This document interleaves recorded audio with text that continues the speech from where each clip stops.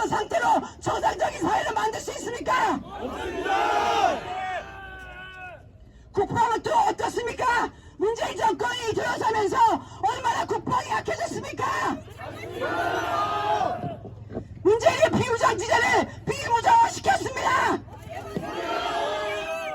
국방법 차별 연방제 통일을 공개 주장하면서 간첩 드리프를 칠 수 있도록 문을 활짝 열어두었습니다.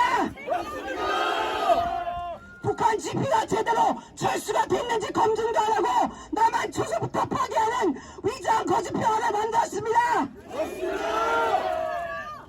그리고 젊은 청년들로 구성된 군대의 성소수자 즉 게이들을 입대시켜서 정말 끔찍하고 비인륜적인 일들을 생겨나겠습니다. 언론은 또 어떻습니까? 언론 노조들이 각 방송국을 장악하고 우리 소중한 국적 대통령들을 탄핵하면서 뉴스나 일반 프로그램에서 쓰는 언어들이 얼마나 품격이 떨어졌습니까? 권위가 존중이 있어야 하는 국가 최소 통수권자에 대한 공적 언어가 타락함으로써 이 사회의 전반적인 도덕적 기준이 얼마나 많이 타락했습니까?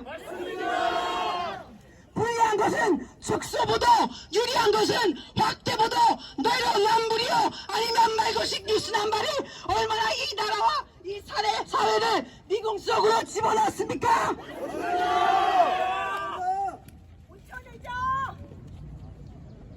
윤석열 대통령은 사람에게 충성하지 않으시겠다는 공직자의 철학으로 문재인 정권부터 일어나셨고 대통령직을 맡으면서 이 나라의 만연 안에 있는 위장 간첩들, 진중 정치인, 합세한 중국인, 화교 이들이 국가적 전반을 파괴해 놓은 걸 보면서 만국이 눈앞에 있는 위기를 느끼셨습니다.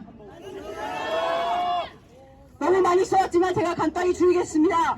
이 캠퍼스를 누리는 예쁘고 잘생긴 젊은 후배님들, 지금 여러분들이 취업을 하기 위해 학점이나 스펙 쌓는 일에 몰두할 시간이 아닙니다. 대한민국을 마지막으로 살려낼 수 있는 시간이 많지 않습니다. 대통령이 다행히 석방을 펴셨지만 싸움은 지금부터 시작입니다. 이 국가 곳곳에 만연해 있는 간첩들을 수탈해야 합니다.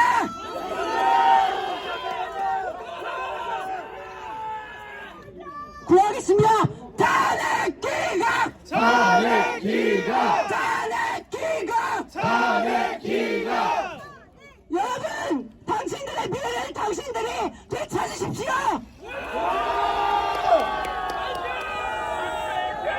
네, 안녕하세요. 제가 아까 그 라이브로 촬영을 하는데 연설이 너무 호소력 있으시다고 역대급이라고 막 그러셔서 어떤 분인지 궁금하다고 많이들 네. 하셨어요. 그래서 네. 이제 간단하게 여쭤보려고 네. 인터뷰 요청을 드렸고요.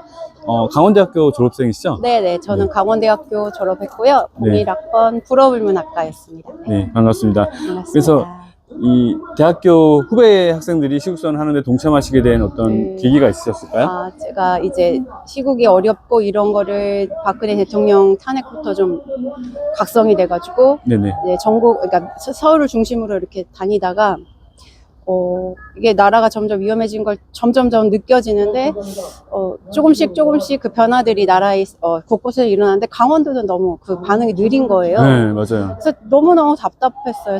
강원도 그 사람들의 성품, 이게 약간 그 특성들 그런 건 있지만 나라가 이렇게까지 두 번째 대통령이 탄핵이 되는 과정까지 가는데도 너무 조용해서 네. 사실 되게 기다리고 있었어요. 언제나 이 학생들이 일어날까라고 기대를 하고 있었는데 마침 네, 그런 연락을 받았고 해서 제가 급하게 이렇게 원고를 좀 써가지고 준비해서 나오게 됐습니다. 근데 아까 연설 굉장히 잘하시던데 원래 연설을 좀 많이 하셨나요? 아니요. 이렇게 대중연설은 솔직히 처음이고. 처음이세요? 네네, 처음이에요. 아까 학생들 가르치신다고 하셨죠? 네, 저 회사를 다니다가 이제 그걸 그만두고 학원에서 학생들을 가르치고 있어요.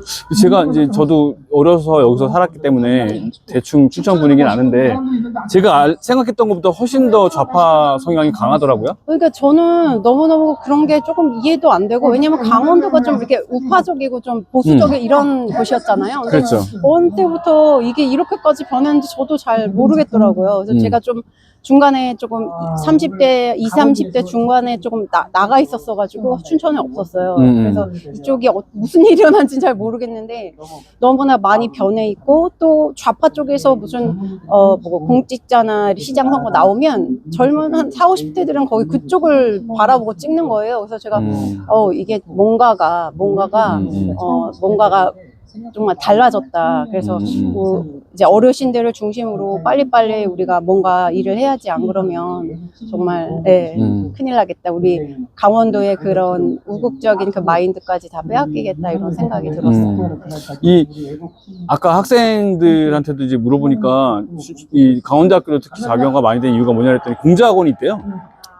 그래가지고 중국 유학생도 많고 공자학원이 있고, 그래서 약간 이념적으로 그런 사람들이 이제 설득을 많이 하려고 공자학원을 운영을 하는 거잖아요. 그거 영향을 좀 많이 받은 것 같더라고요.